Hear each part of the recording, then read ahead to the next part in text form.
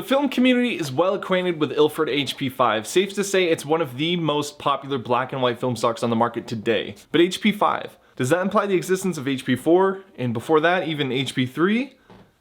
And HP2 and HP1? Yeah, actually.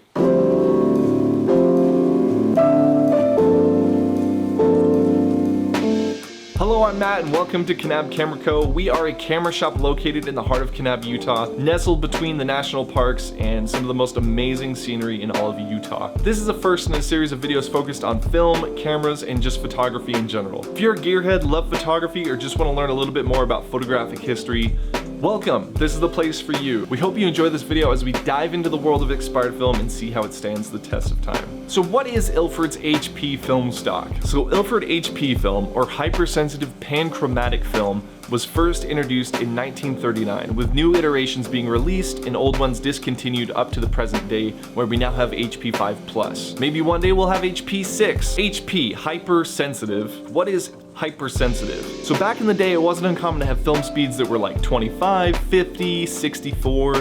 These were all pretty commonplace and were totally fine to be used in broad daylight or with the use of flash bulbs. So when Ilford developed an emulsion that was 400 ASA back in 1939, keep in mind that even 100 ASA was considered fast back then, like high speed. Nowadays we have film stocks that can push all the way up to 3200 ISO, even though they're actually still just 1000, but still. You might be used to a digital camera that can shoot all the way up to 12,800 ISO, but back in the day 400 was pretty fast. So what is panchromatic? So unlike color films, black and white films aren't all sensitive to the same frequencies of light. Some black and white films can be orthochromatic, meaning they're not sensitive to red, some can be sensitive to just the infrared spectrum, and panchromatic films are sensitive to all visible light.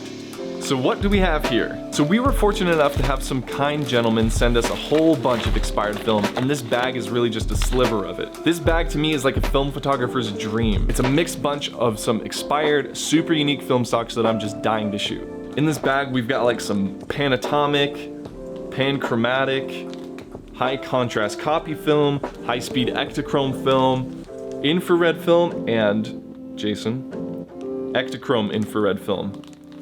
Just some really neat stuff. But the stars of the show today are Ilford HP4 and HP3. These two really caught my eye because we have HP5, but I never really thought that, oh yeah, HP4 and HP3 and HP2 and HPS, I guess, and HP came before it. I'm thinking of shooting these black and white film stocks because I think they'll be a little more forgiving than the color ones. The color ones will tend to shift. The difficulty is, film loses its density over time, and sometimes super old film stocks won't even have a latent image or the emulsion will just wash away. So given that HP3 was discontinued in the late 1960s, we're talking about a film stock that's well over 50 years old. This specific box expired in 1971.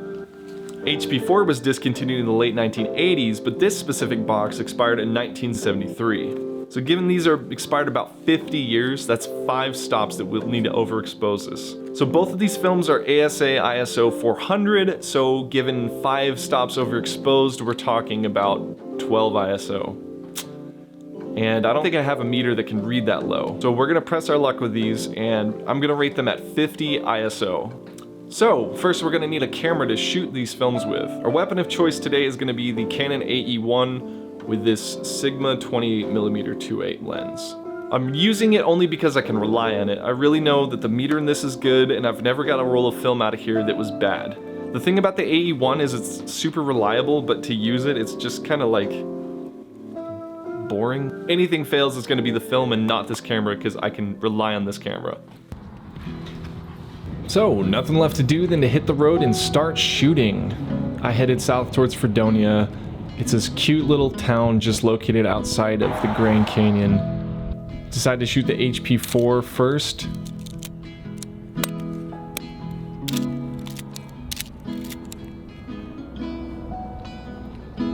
Just capture some scenes. There's just so much character, there's so much life.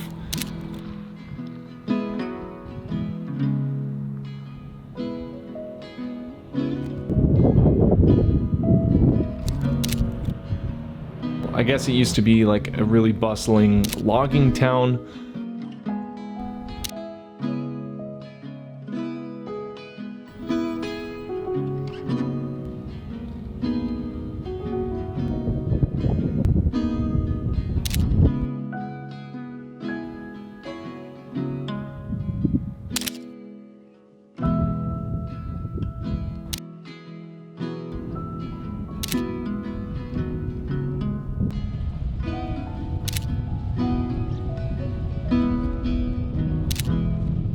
So for the HP3, I decided to ask my wife to see if she'd be down to do a little impromptu portrait shoot.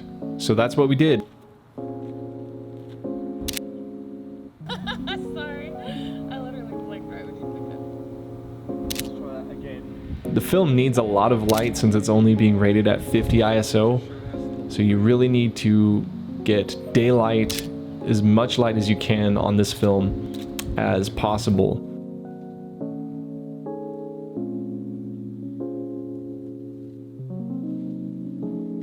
Try to capture the light, try to find the contrast.